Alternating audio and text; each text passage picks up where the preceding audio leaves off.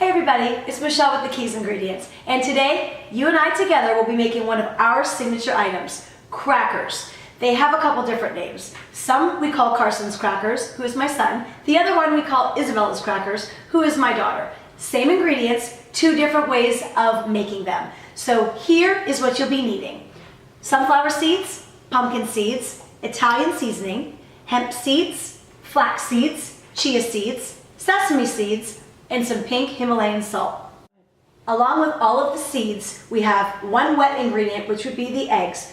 We just mix up the eggs, and I love to say that this recipe takes less time to make the crackers than it does to go to the store and buy them. We put our egg mixture on top of our seed mixture, along with some garlic and Italian seasoning in there, some salt, and we just mix this up.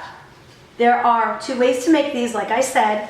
We left the seeds whole and added the eggs. The other way to do this would be to grind the seeds first, then add the eggs. That is Isabella's way. And they come out more like a wheat thin without the wheat, which is always a plus.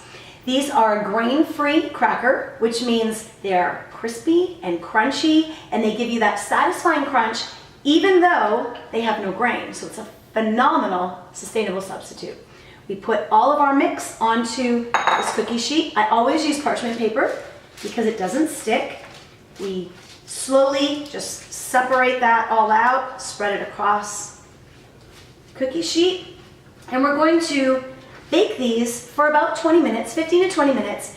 But halfway through, what we're going to do is remove them and use a pizza wheel to score them into triangles or squares, whatever you like, and then finish cooking them. And when you bring them out, just like that, your crackers are ready.